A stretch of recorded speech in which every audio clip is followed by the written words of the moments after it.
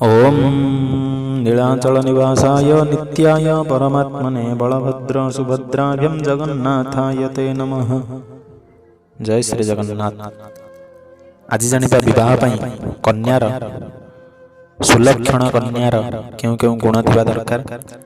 दुष्टा कुदंता जदि पिंगलाक्षी लुम्ना समाकीर्ण समांगजष्टि मध्ये सुपुष्टा जदि राजकन्या कुलेन जोग्यान विवाहनीया।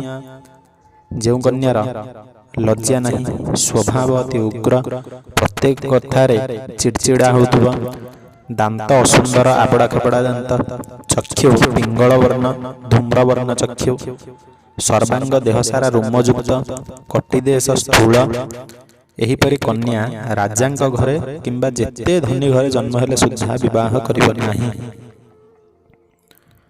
कन्यार गुण वर्णना श्यामा सुकेशी तनुलोमराजी शुभ्रो सुशीला सुगति हे सुदंता वेदी विमध्या जदि पंकजाक्षी कुलेन हिना विवाहनीया।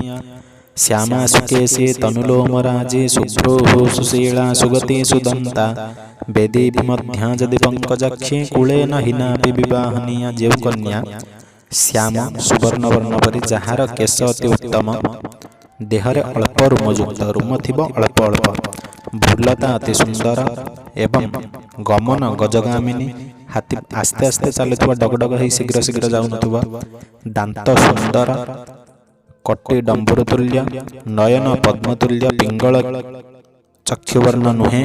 एहीपरि सुलक्षणा कन्या हीन कूलरे जन्म हेले सुद्धा विवाह करिब।